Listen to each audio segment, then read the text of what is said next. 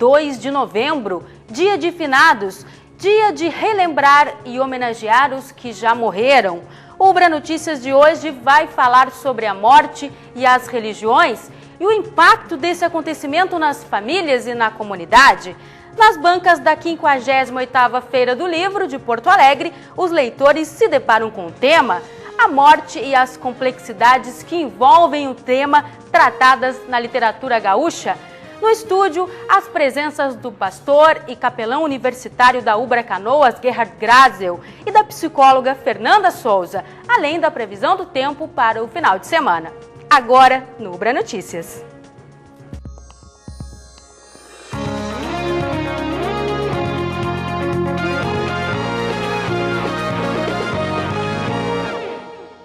Boa noite.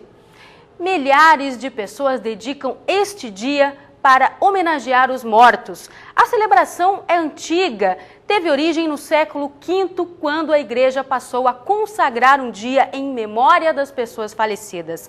A morte pode acontecer por diversos motivos, como doenças, acidentes ou violência. No Brasil, só em acidentes de trânsito morrem 43 mil pessoas por ano. O país ocupa o 4º lugar no ranking mundial. E em meio à dor, luto ou esperança, a forma de reverenciar os mortos é diferente de acordo com a cultura e cada religião. Na medicina, que lida diariamente com casos de vida ou morte, a questão também evoluiu.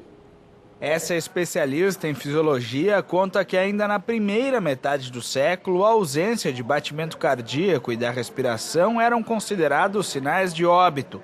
Com o avanço da medicina, como nas manobras de reanimação, o diagnóstico também sofreu alterações. Quando a gente fala de morte encefálica, significa que o tronco cerebral, que é o responsável pelo que a gente chama vida vegetativa, então tudo que acontece, todos os processos que existem aqui no cérebro vêm pelo tronco cerebral e são depois distribuídos para todo o organismo. Aqui tem o centro respiratório, tem o centro da circulação, regulador de metabolismo, tudo está aqui no tronco cerebral. Então, quando isso deixa de funcionar, esse organismo então morre.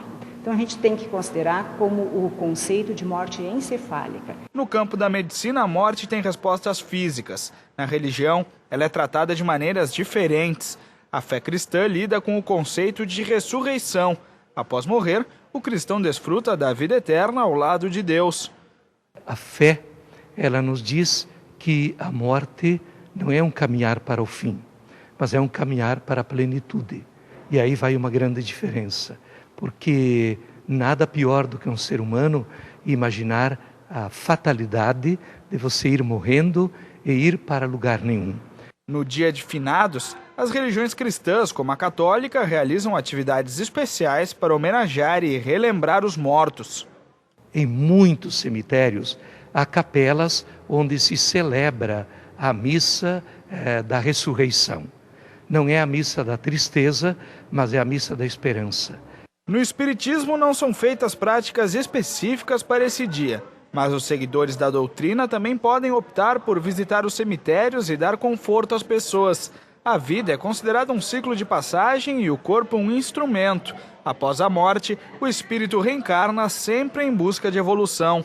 A morte biológica não é o fim, ela é o processo de desagregação do corpo físico, apenas isto.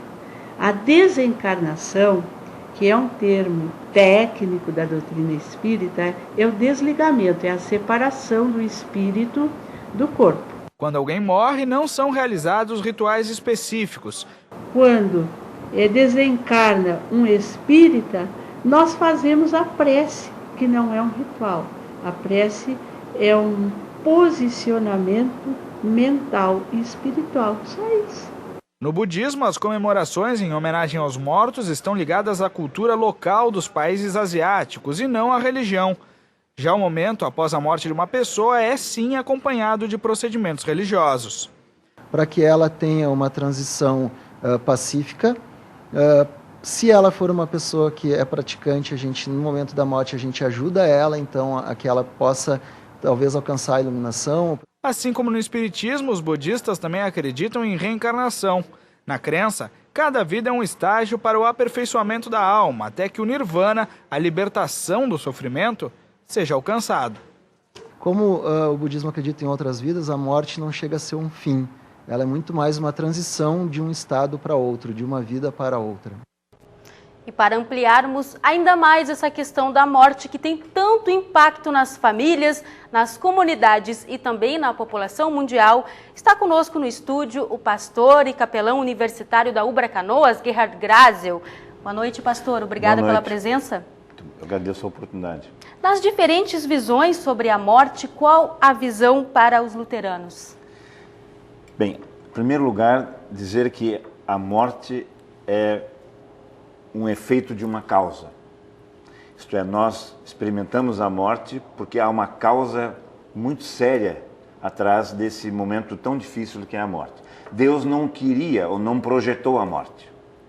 A morte é uma consequência, é uma desarmonia que foi instalada na humanidade e entre os seres humanos por causa da desobediência do ser humano. Ele não deixou Deus ser Deus. Ele quis ser mais e acabou sendo menos. Portanto, repito, a morte entrou na vida humana por um erro, por uma coisa que não estava prevista da parte do homem, que é o causador da morte. Com isso estou dizendo que é uma desarmonia provocada pelo próprio ser humano. É um castigo? De um certo modo, sim. Só que, acho que a sua observação é importante, é um castigo pela desobediência. E essa desobediência tem como consequência a morte, inclusive a morte numa dimensão mais profunda. No entanto, se parasse aí a minha fala, seria uma coisa muito dura de dizer. Mas dentro da visão bíblica, o próprio Deus que puniu e castigou com a morte, é um Deus que diz, mas através da morte do meu Filho, Jesus Cristo, do Messias, do Redentor, do Salvador, e isso é Natal, isso é Semana Santa, a morte é vencida, derrotada, enfrentada com a morte do próprio Deus na pessoa de Cristo. Então Deus resolve o problema Ele mesmo. Há como se redimir disso, desse castigo? Sim, é o perdão. Aliás, nós morremos porque nós somos seres em desarmonia. Aliás, nós nascemos para morrer. A coisa mais certa é vamos morrer. Mas a mensagem primeira e fundamental dessa Bíblia que fala desse Deus, que é o Deus Criador, é que existe perdão. Então, a diferença é, como é que eu morro? Eu morro sem o perdão, morro com o perdão, eu morro reconciliado ou não reconciliado? Essa é a questão. Como é que eu enfrento a morte? Então, a morte é, de fato, uma punição ao ser humano. E o senhor enfrentou a morte em uma especialização feita nos Estados Unidos junto a pacientes terminais, né, pastor?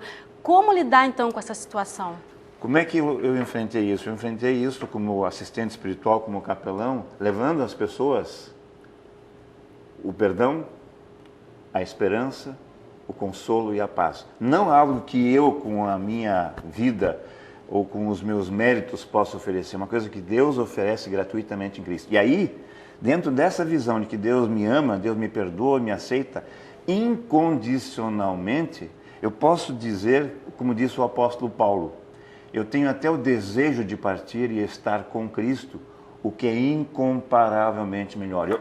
Esse homem, Paulo, ele desejou a morte, porque a morte é o começo de uma nova vida, é como disse alguém anteriormente, o padre, é a ressurreição, é a nova vida que existe dentro de um plano que Deus nos oferece na pessoa do seu Filho. Então tá bem, pastor, obrigada pela presença e pelas palavras. Eu que agradeço. A seguir, a previsão do tempo para o final de semana. Até já!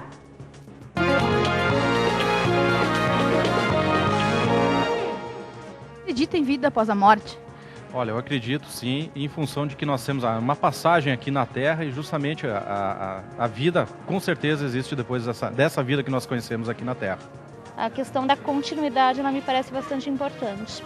Todo mundo fala em reencarnação, essas coisas, mas não acredito não.